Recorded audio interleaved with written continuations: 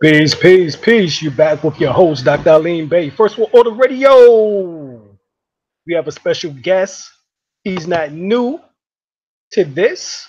He's been on here many times before, but we have to bring him on, and that is Professor Walter Williams. And he's gonna be going in tonight on the origin of religions. Yes, he is. So y'all better hold on to your seats for that one. Professor Walter Williams, are you here?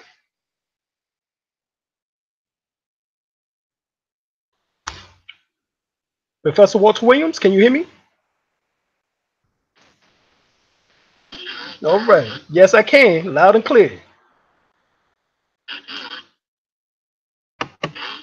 All right. All right. All right. All right. So we're talking about the origin of religions tonight. So what would be the start of that? As we would see, of course, we know that ancient Kemet is where all of the world, major religions come from, as far as their origin, their concepts. So yeah, let's get to it then. Break it down to us.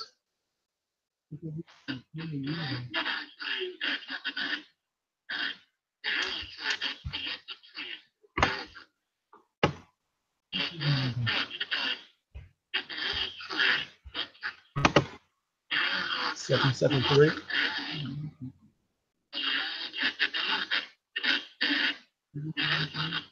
Just call the tower show.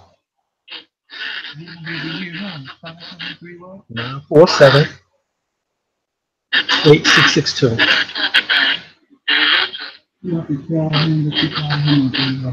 Okay. Baba,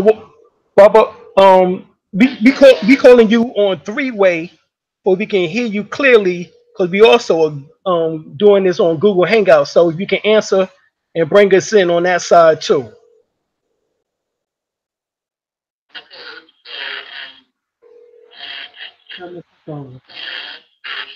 Right, you can just click over. You can just click over.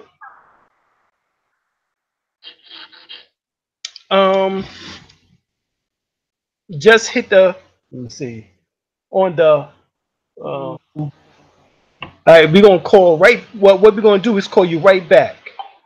That'd be easier for you. Okay. Okay. Okay. All right. There we go.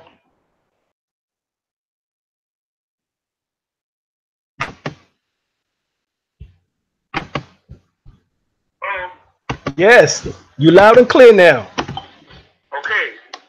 You want me to continue or what? Yes, please. Okay, well, tonight, like I said before, we're going to talk about religions, yes, but we're going to talk about the religions and the religion and the literature. So there, we're going to have to talk about, like the Bible is the companion literature to Christianity. The Quran is the companion literature to Islam. The Sefer Torah is the companion literature to Judaism.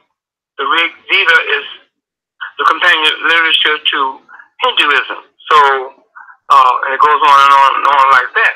But we're going to have to start off with the world's first man-created religion, because as you should know, that no human on earth, you've got 7 to 8 billion humans walking this earth of all different races, creeds, and color. But no human on earth was born with a religion. So therefore, man creates religion for man to control the thinking and the actions of man.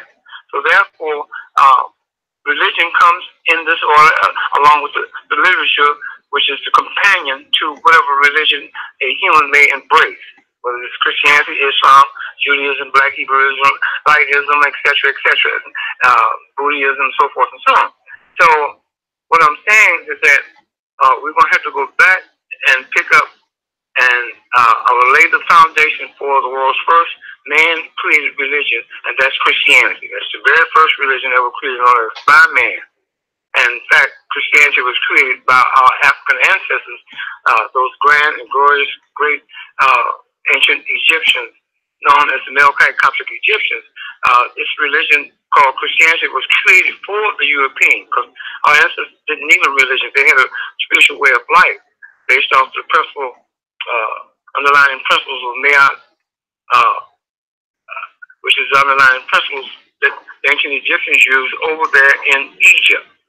So I want people to know that this religion called Christianity was created for the European. That goes into another history. But anyway, let me lay the foundation for the coming of Christianity. Well,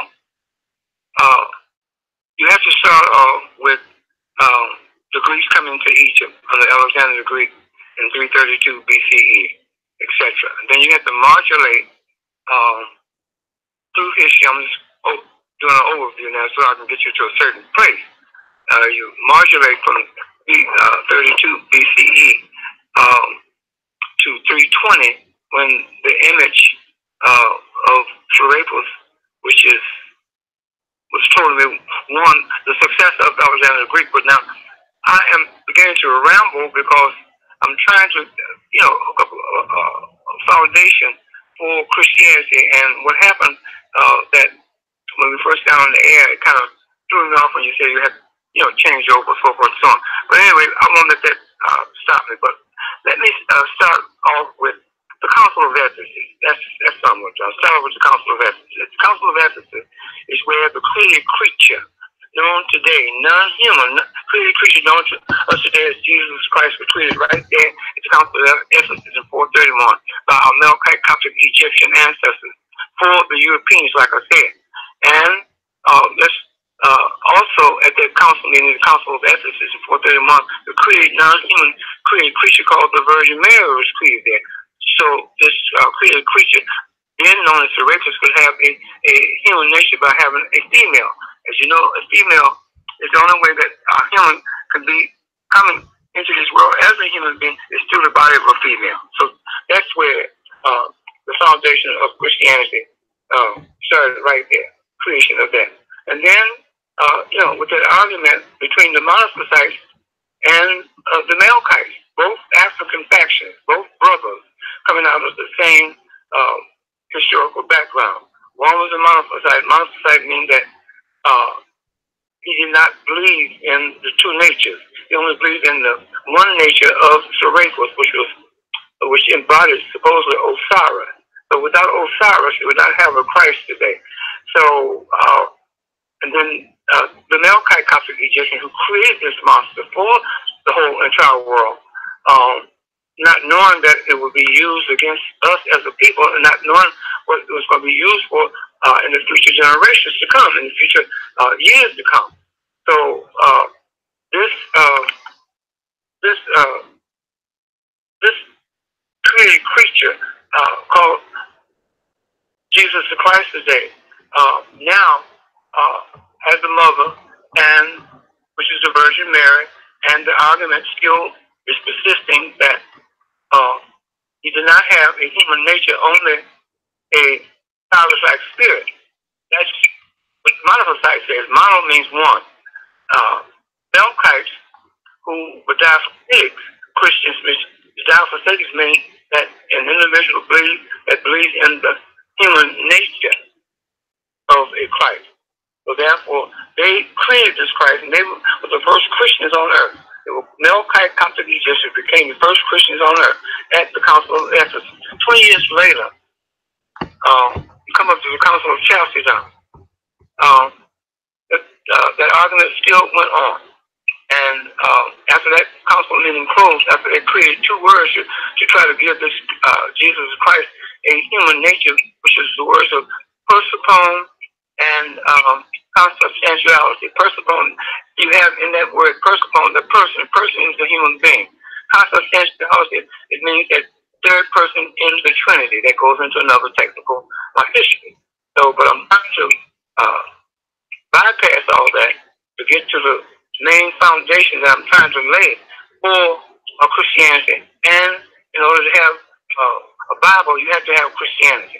Okay? In order to have Islam, you have to have a Quran. In order to have Judaism, you have to have a Sefer Torah and a Talmud and so forth and so on. So now, at the end of the Council of Chalcedon, 451, 81 years later, you had the creation of the world's first Christian church. This is how you have to use this history, or the knowledge of history, to get to the Bible literature or biblical literature. So in 532, Justinian I and his wife Theodora commissioned African architects and African builders to build this church that is known in history as the Church of Hagia Sophia. That's the world's first Christian church that was built. It began to build it in 532, finished in 537, December 27th, 537. So that church built in Constantinople, Turkey, which is within Northeast Africa. Northeast Africa is called the Middle East. And when they built that church was up and running for 902 years until the seat was moved. That was the first seat of Christianity in Constantinople, Turkey, Northeast Africa, today called the Middle East. Today, Constantinople is called Istanbul, Turkey. In 1439, John VIII, one of the Byzantine emperors, transferred that seat of Christianity out of Northeast Africa because they knew that the Ottoman Turks was going to eventually come in and come through that double-walled city and seize Constantinople and seize the Church of Hagia Sophia. On my book, The Historical Origin of Islam, you will see a picture of the Hagia Sophia with those three minarets on the outside of that particular church. Because when Muhammad II came in 1453, he converted that church into a mosque. Okay, but that goes in another history. But anyway, John VIII transferring the seat out of Constantinople, out of Northeast Africa, out of the double-walled city of Constantinople, and out of the Hagia Sophia into Europe by relinquishing what is known in history as the donation of Constantine. Now, the donation of Constantine is very important, but I write about it in my book, Historical Origin of Christianity. But that was done in 1439. He went to the Curia there in Florence, Italy. This was 43 years into the Renaissance era of Europe at this time. So that seat was moved by John VIII for relinquishing at the Curia. The word Curia, C-U-R-I-A, means college. And that college, which was in the height or the beginning of the Renaissance era for the Europeans, he transferred and allowed that seat transfer by relinquishing the donation of Constantine. In 6 years later, in 1445, over the catacombs, which is the catacombs of the burial ground that the Italians used to bury their dead and the Romans used to bury their dead on the outskirts of Rome. That's where the Vatican was beginning to be built at that time. So 6 years after he transferred his seat, Eugenius IV and Nicholas V picked the spot that the Vatican is in this day. And as you see, you go to the Vatican today, the Vatican is nothing but a replica of the double-walled city of Constantinople. Okay, now, that was in 1445.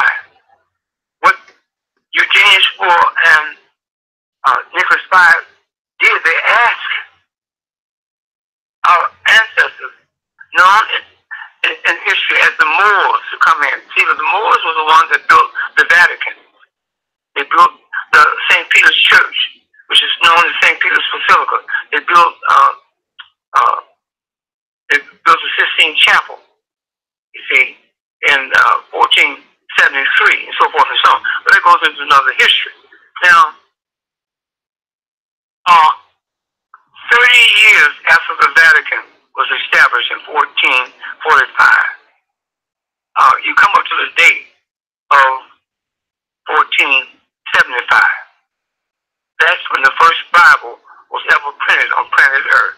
But then you got to go back a little bit to the time of Johannes Gutenberg, who invented a printing press in 1437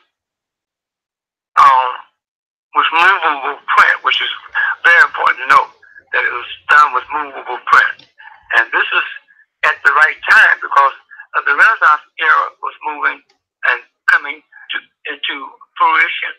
Thereby, a printing press with movable print, anyone who had a printing press with movable print could generate a lot of capital, a lot of money. So he created this printing press with movable print in 1437, but he didn't have enough money to sustain himself, so he borrowed money from a capitalist by the name of Johannes Fuss, F-U-S-T, and with a higher interest rate. And quite naturally, he couldn't pay it back. So Johannes Fuss, a capitalist, confiscated that machine, and Johannes Gutenberg went to work for him. So in 1475, using that same printing press, here comes the world's first printed Bible ever printed on planet Earth. So that is the foundation of your first Bible ever being printed on planet Earth, 1475. Where was it printed? It was printed in Italy, a city called Bologna. They used the Greek alphabet to create and print that Bible with, and they formulated that Bible with using the written material of Moses' Maimon called Maimonides, who formulated that Bible to be put into a Bible was Johannes Ruslan and his two Italian associates, Arsenio Ficino and Pico della Mirandola. Those two are his Italian counterparts that helped him formulate that Bible using Moses' Maimon called Maimonides literature to do that. That was in 1475. Now, mind you, that was 30 years after the Roman Catholic Church was established.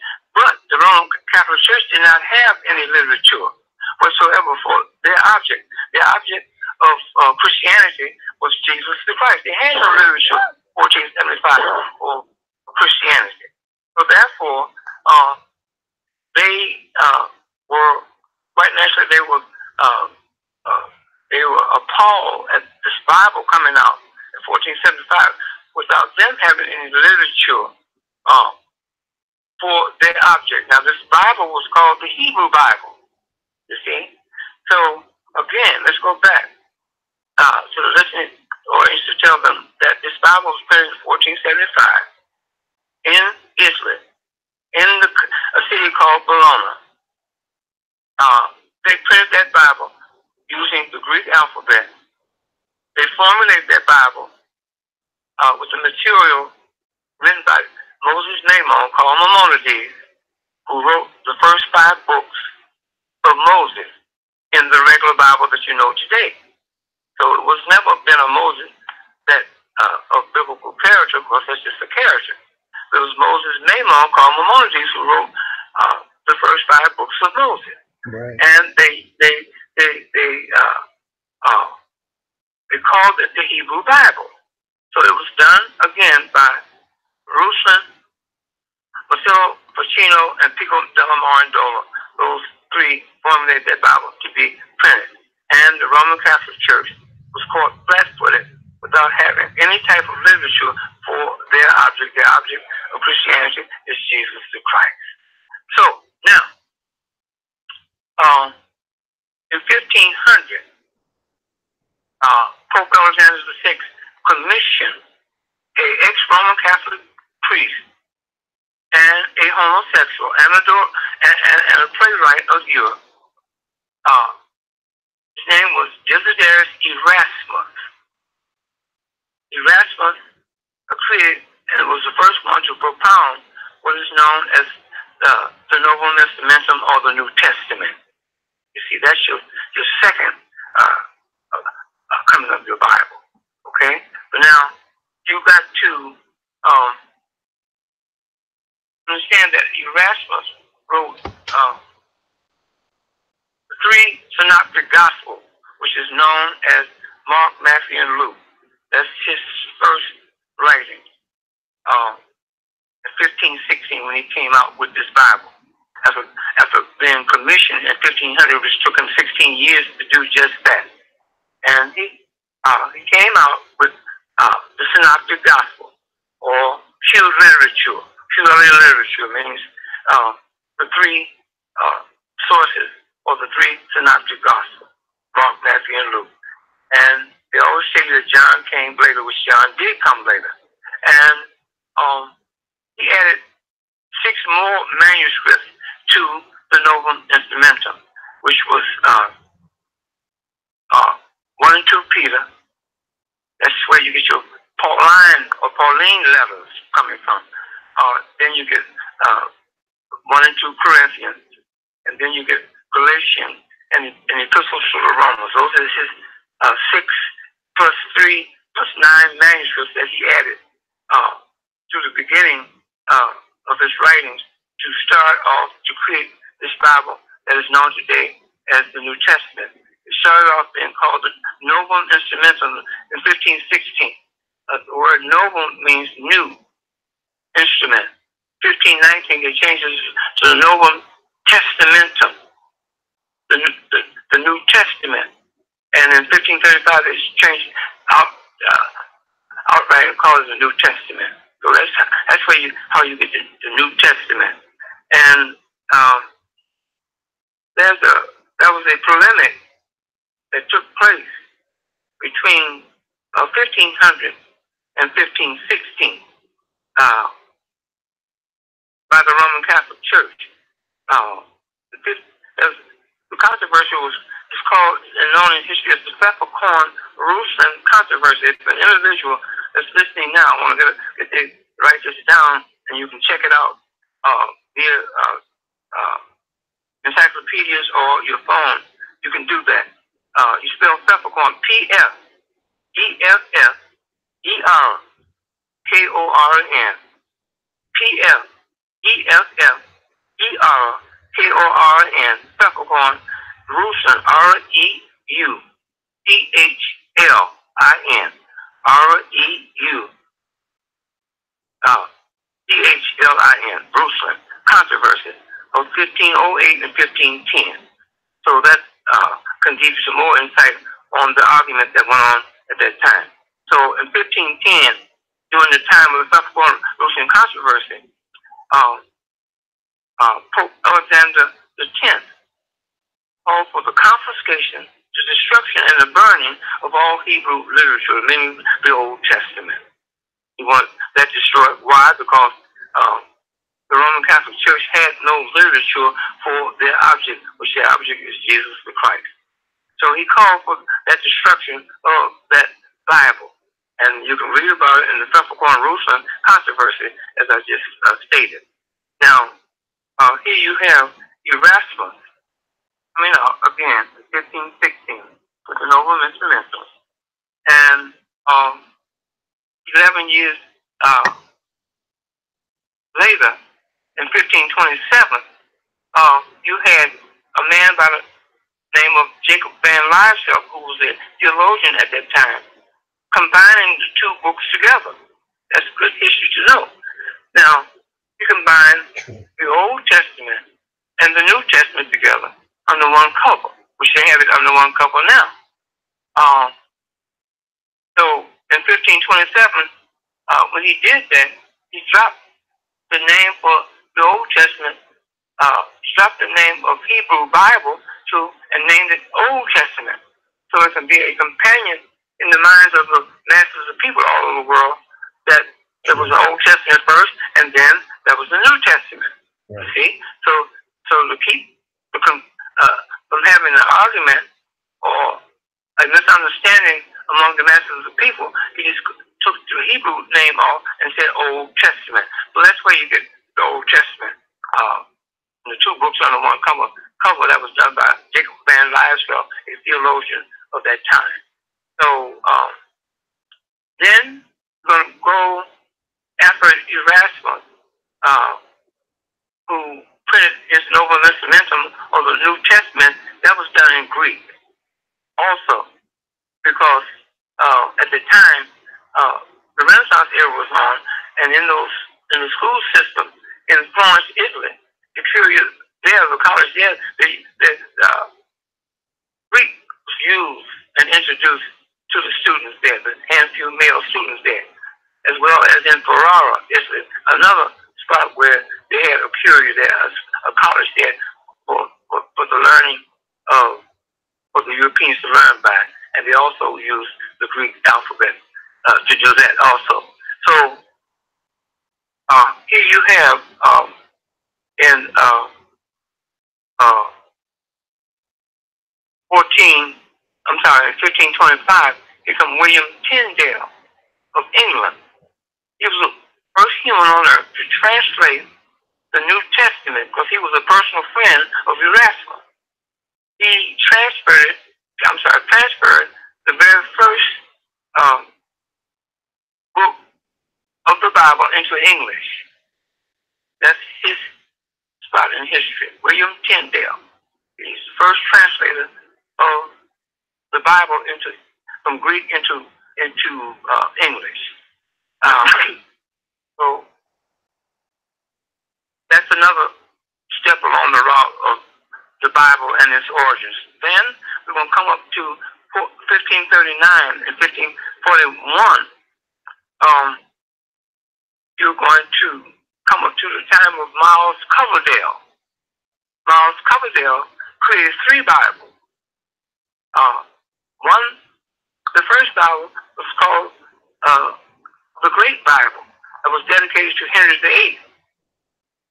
And the second Bible was called the Cranmer Bible, which was created by Miles Coverdale for the ecclesiastical advisor to Henry VIII. Because Thomas Cranmer told Henry VIII how he could get and break a loose from the Roman Catholic Church, because he was tied in with the Roman Catholic Church at that time, and he asked permission to divorce his wife Catherine to marry Anne Boleyn.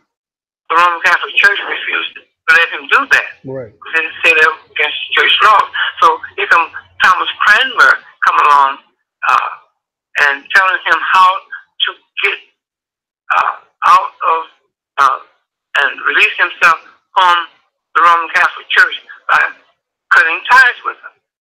And this way gave him the straight road to divorcing his wife Catherine and married his lover Anne Boleyn, which he did.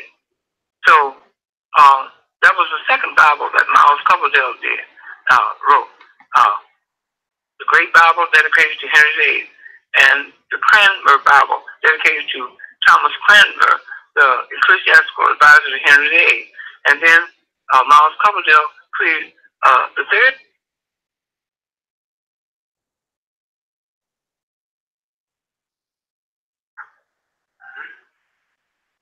You there, Baba?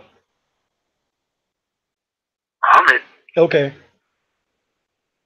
Can you hear me? Yeah, I can hear you. Oh, you hear me? Okay, let me kind of turn this off. Yeah, I thought you had me muted out. No, he must have got cut off.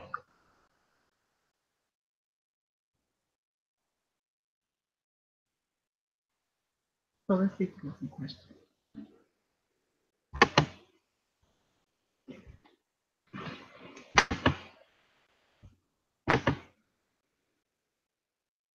Yeah, he got cut off.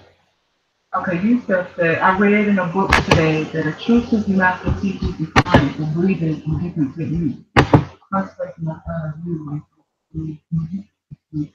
Appreciate that. No word, D-Nail. Appreciate that. Thank you. We'll get Baba on Walter Williams back on in a few minutes here.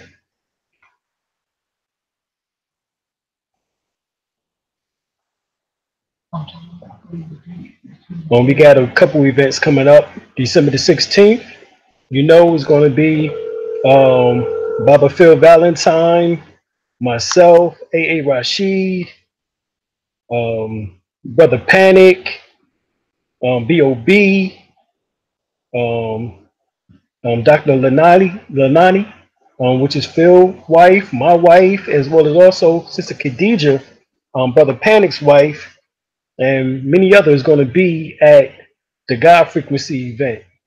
All right. And then, of course, the next weekend, we got the Florida trip coming up, in which that for those that's interested, go to our website, dralimel-bey.com, and go to calendar of events, and you can see that information there. And then, of course, our big event will be March. All right. Our March event, which is also on www.dralimel-bey.com, and you can go there. All right. So definitely check us out. All right, definitely check us out.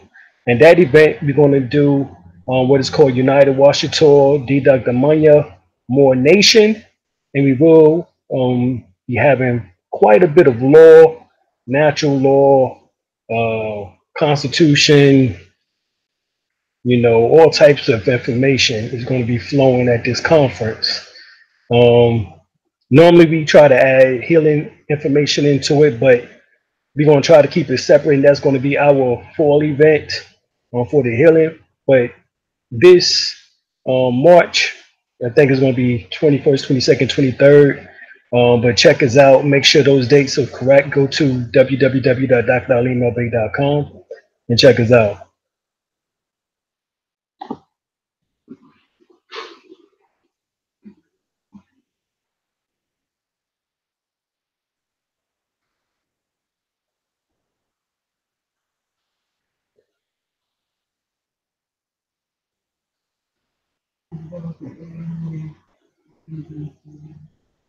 Genius at any time. Support our guys. Y'all drop a donation to our brother. You stay dropping info. Thank you, dear. Yeah, thank you, Brother D. We're going to try to get Baba back on here. I don't know what's going on, what happened. So, he's not picking up. So, I have no idea what's taking place right now. But for those that's interested in more details about this information, you can go to my website, and it's called The Metaphysical End of Religious Confusion. And we break a lot of this information down that Bible Walter Williams is talking about right there. All right, so definitely check us out, www.dralimel-bey.com. And the webpage is The Metaphysical End of Religious Confusion. All right, check us out, no doubt. Are there any questions? We're gonna try to get it back on. What's he saying?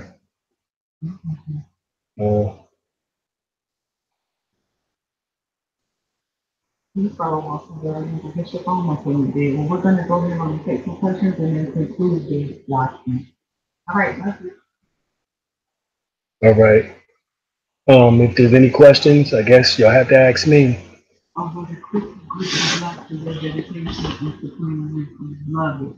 No, appreciate that. Appreciate that. Thank you. Thank you. Thank you. Did? Oh, good chat word. Appreciate that. Much respect. Yeah, trying to get y'all the best information out because a lot of the people that's on YouTube are turning into making consciousness into a sideshow. Jerry Springer. Jerry Springer circus shit. And number one, I ain't with that shit.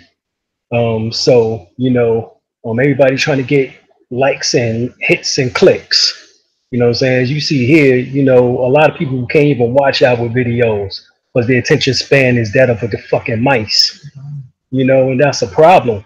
But for those that can that hold on and go back and watch the videos, and sometimes you gotta go back and watch them 2-3 times in order to get a full comprehension of what is taking place. But this is for your spiritual development. This is for your soul development. Think about it. The pastor, preacher, reverend, imam, all of these people are mediators for your soul survival. They all there in order to help save your soul, you know, but not giving you the information in which that can actually save your soul. You know, they talk about it because that's what's in those particular books that Baba Walter Williams talked about. They're in the books. You know, they talk about the soul and, you know, salvation and so forth and so on, but yet there's no formula. You know, I have yet to see a church to have a formula, a mosque to have a formula, you know. And of course, I mean, it's not bad within Islam. You know, of course, the Gnostics have deeper understanding, understanding of Christianity. And so therefore I recommend you study their texts. Of course, you know, the Sufis have a deeper understanding than Orthodox Muslims about our Islam, you know. Then of course, you know, the Kabbalists have deeper understanding than those who claim to be Jews. You know, so you know when you start going into the esoteric side of their information, that's when you start seeing the practicalities of the soul saving techniques. But other than that, you know, you don't see them in the Orthodox. Sorry, only thing they do is keep repeating the Bible, you know, the Quran, you know, all these various so-called holy scriptures as just history books. You know, Adam and Eve, you know, 6,000 years ago. You know, oh, Moses split the Red Sea, you know, 4,000 years ago. Oh, Jesus came 2,000 years ago. You know, and that's basically it. You know, you keep getting that same story told over and over and over again. And this is a sad thing, you know, for people who's trying to really find out what's going on. But now they done turned this shit consciousness into a circus, you know, basketball wives of consciousness. You know, that's what I'm saying. You know, Brother Polite against uh, Nature Boy, Young Pharaoh against Nature Boy against them, and you know, everything, you know what I'm saying? And these are some intelligent brothers. Why they not dropping, you know, more information? You know what I'm saying? I mean, soul salvation information. With all this damn Jerry Springer shit, you know what I'm saying, is irrelevant. Especially in a day and age where you got recalls on everything. The water is messed up, the air is messed up, the food is messed up, but you ain't inspiring the people to add on. Yeah. You know, they building space stations while we playing PlayStation. Just foolishness. Yeah, Nas said that shit back in the days. You know? Yeah. Is on? No. What say you, brother? Oh, here come Walter Williams here. Okay. All right. Bob is coming back. You gonna try to bring him back in? Hey! Yes, we here. Yes, we got you loud and clear. What happened? I have no idea. I have no idea. They got cut off, that's all? Yeah. Okay. I know. Oh, wow, he must have been still talking. God, we called you about 8 times. Yeah. Okay. Yeah, we called you about 8 How you times. doing, brother? I'm doing fine. Who's this brother Sam? Yes, it's me. Okay, how you doing, my man? I'm doing good, brother. How yourself? I'm doing fine as usual. Hey, you know, I got off to a rough start there on my part, but if you want to continue, Yes. It was getting good, Baba. So I mean, don't feel like that. It was getting good. You was going to the third manifestation of this Bible. Well, I was going. Yeah. I was.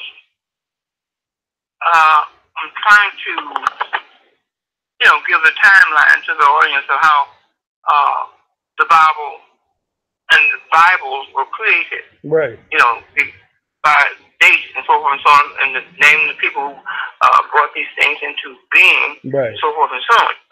So I'll start off with since we got cut off so many times, I'll go back and try to simplify it and and straighten out and give a straight timeline whereby we could, where the audience can get a thorough understanding of how the Bible came about and who brought it about and when it come about, what place and so forth and so on.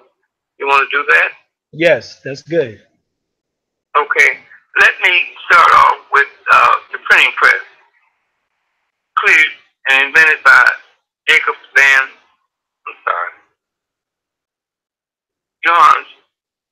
Oh man, what is wrong? Anyway, let me. Invented by Jacob Van. Sorry. John. Baby.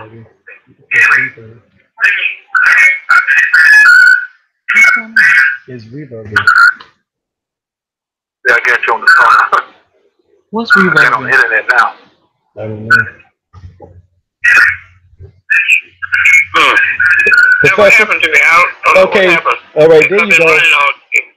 Right, there you go. Is it reverb? Arrived with me, yeah. I don't know. We can hear you now.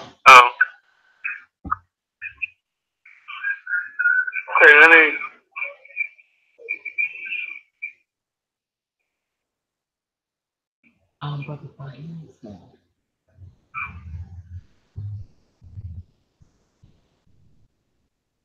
All right, we can hear you now. Can you hear me now? Yes, loud and clear. Yeah, loud and clear. All right. We're gonna have to start off with the person who created the world's first printing press with movable print. That was Johannes Gutenberg.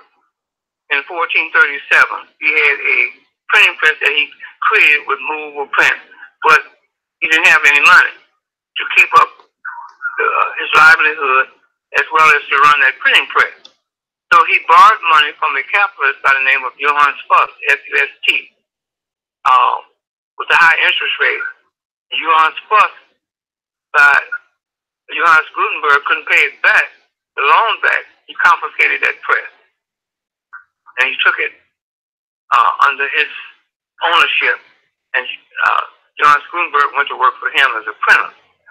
So, but this was at the height of, let's say, the Renaissance era.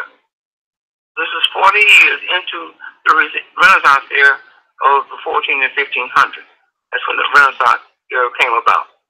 So the capitalists, knowing that the seat had been moved out of Northeast Africa, Judeo-Christianity had been moved out of Northeast Africa into Europe on the outskirts of Rome, he knew that this was a new venture and a new enterprise whereby he can use that printing press to make money, because he had the only printing press in town or in the world at that time with movable print, except for the Chinese had invented their printing press in the 12th and 13th century with movable print. But now you have in the hands of a European a printing press with movable print, and that was in the hands of Johannes Fuss, this capitalist.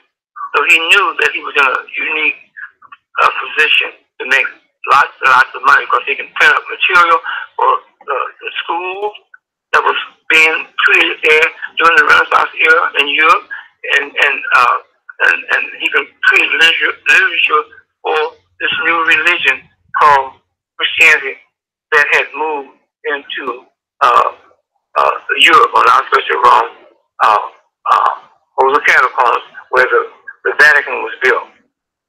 Now, knowing that and taking advantage of that, in 1475, the first printed Bible was created and printed on planet Earth at that time. And that was 30 years after the Roman Catholic Church came into existence. And that found the Roman Catholic Church, which printed this Bible, without any literature for its object. The object of the Roman Catholic Church, Jesus the Christ. And they had no literature for Christianity.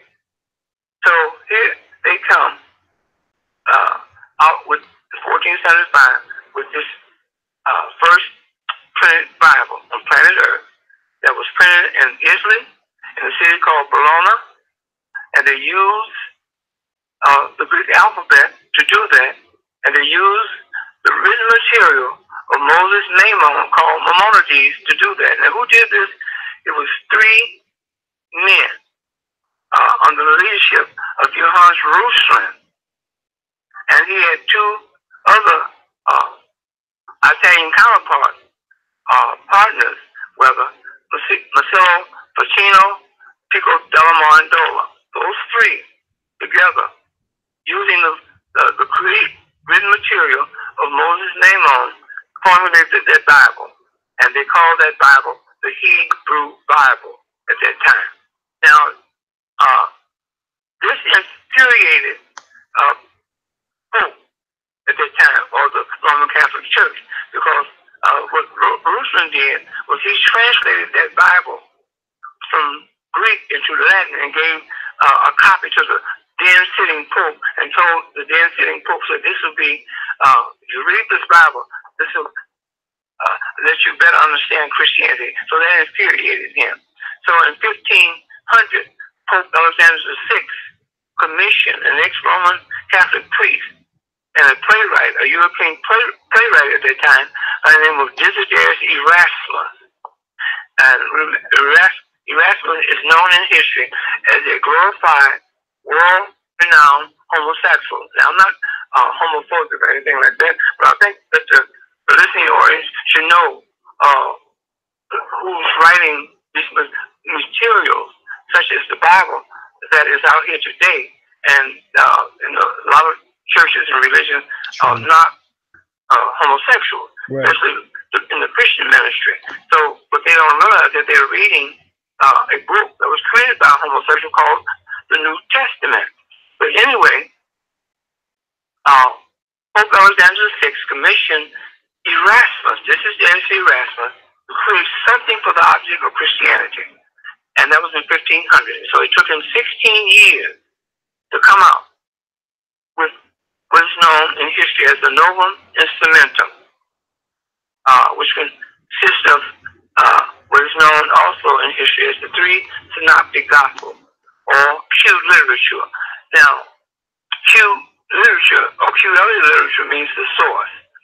And those three synoptic gospels consist of Mark, Matthew, and Luke, because they always tell you that John came later, which John did come later in the King James Version of 1611.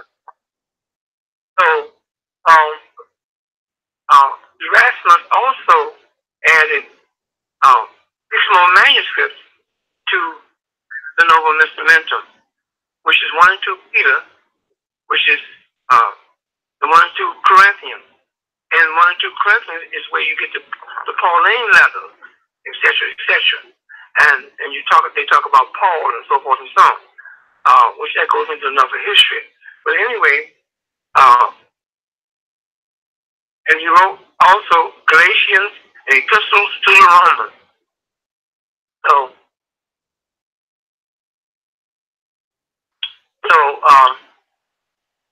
those are his 9 manuscripts that was originally created for the Novum Instrumentum.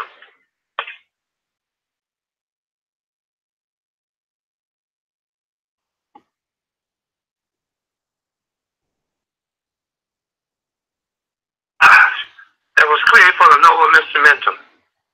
Okay. So, with those 9 manuscripts that Erasmus wrote and added among the title of Novum Instrumentum, or the New Testament. The word Novum means new, and Instrumentum means New Testament. So that was done in 1516, 1519. They changed it to Novum Testamentum, and in 1535 they changed it to the New Testament. So that's the wrap up on the history of the New Testament. So now you have 2 books out now. So, but they're separate from each other. You have the Hebrew Bible over here talking one thing, and you got the Novum Instrumentum of the New Testament talking another thing. So a theologian of the time, by the name of Jacob Van Liesveld in 1527 combined the two books together under one cover that you have today, the Old and the New Testament. He dropped the word for the Old Testament. He dropped the word Hebrew and added Old Testament to it. So therefore, you have the Old Testament and the New Testament, which is still sounds feasible because one is older than the other, and so forth and so on in the minds of the believer. And so that was done in 1527. And go back to understanding that the New Testament was first written in Greek also. But in 1525, a friend of Erasmus, William Tyndale of England, was the first translator of the Bible into English. He translated the New Testament and the Old Testament into English. He was the first one to do that in history, William Tyndale. Now you're going to come up to the time of Miles Coverdale, 1539 to 1541. He created 3 Bibles between 1539 and 1541. He created the first Bible called the Great Bible. He dedicated to Henry VIII. And then he created the second Bible called the Cranmer Bible, dedicated to Thomas Cranmer, who was the ecclesiastical advisor to Henry VIII. He got to be the ecclesiastical advisor to Henry VIII because Henry VIII had asked the Roman Catholic Church for their blessings to divorce his wife Catherine, marry his lover Anne Boleyn, and they refused to give him that divorce decree. They divorced to sanction that divorce that Henry VIII had requested of the Roman Catholic Church. So Thomas Cranmer come along and told him, said, hey, you break away from the Roman Catholic Church, and you can that'll give you a straight shot to marrying Anne Boleyn and divorcing Catherine. So he did just that, and that was the beginning of what is known as the Church of England, because the Church of England was started by Henry VIII, which the Church of England was created was nothing but the castle home that Henry VIII lived in. That's the Church of England. You see, but anyway, that became the Church of England. That's a little history there. And then Miles Coverdale went on to write the third Bible called the Geneva Bible. You see, and so between 1539 and 41, he created those 3 Bibles. The Great Bible dedicated to Henry VIII, the Cranmer Bible dedicated to Thomas Cranmer, and the Geneva Bible. And then we're going to move into the next section of the Bible, origin. And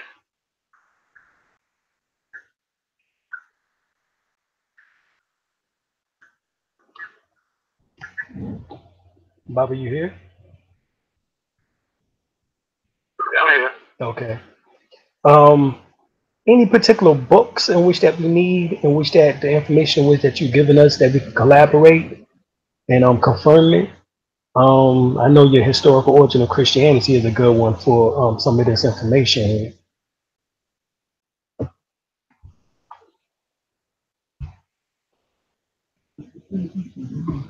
This is me, Blaine. I thought you were talking to me. No. But I can refer to books for you, though. Okay. Got cut off again. Yes. I refer to you.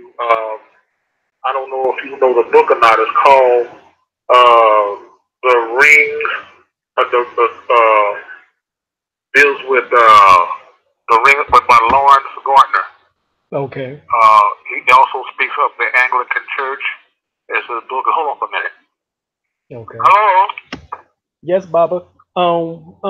We was asking the question concerning, you know that your historical origin of Christianity book is good for a lot of this information. Any other books in which that you would recommend? Count back is the realm of the ring lords. Okay. Okay, brother, Alim, I don't know what's happening with the phone lines or etc. like that. Yeah, Mercury's in retrograde, Baba. We don't know either. You're right. I understand. It's not your fault. I'm not blaming you or anything like that. But why don't we set up another date for this? Okay. Okay. Is that okay with you? Yep, that is it's okay. Okay with me. Yep. And if you want to, we can set up another date for the Bible and its origin. So, okay. Yeah, like that. And then I can run it down and give a straight timeline on the Bible and where the audience can have a better understanding and a good history and and how the Bible was created. So what day would you want me to put in my calendar? Let me see. Are you on tomorrow? No, but we could do tomorrow. Well, it's up to you. Yes, that sounds good then, Bob. Okay, same time? Yep, same time. Same time. Okay. So if you want me to stay on, ask me questions or something like that, or talk about religion, but anyway, let me come on tomorrow. I'd rather do that. Okay. All right. Well, we do that then. Okay, so tell the audience I'll be back tomorrow, and then maybe we can get, because my phone, I'll be talking. Next thing I got a business thing, ting, ting, ting, ting, Right. Right. Okay. I don't know what's happening. So let's go. Let me come back tomorrow. How's that? All right, we'll do that. Fine with me. Okay, so my brothers, I thank you again, and I'll see you all tomorrow. I'll see you tomorrow. All right, thank you, Bob. Okay. All right, Mail Hotel. Mail Hotel. Mail Hotel. All right, y'all. So we're gonna be here tomorrow at 8. $5. Okay. Thank you for that super chat. You said his name is Maul El. Maul El. All right, appreciate you. Thank you for that. You have 5 on it. You know what I'm saying? That's what I'm talking about. And so we're gonna be back tomorrow, y'all. Same time, same place. With Professor Walter Williams, and hopefully no technical difficulties. But y'all still got an hour worth of information, even though with Mercury in retrograde, which it will still be in retrograde tomorrow, but hopefully we have a better connection and better line for, like he said, we can start breaking everything down about these Bible origins, as it's going to be called tomorrow. So just stay with us for tomorrow. Come back. All right. Peace, y'all. Peace.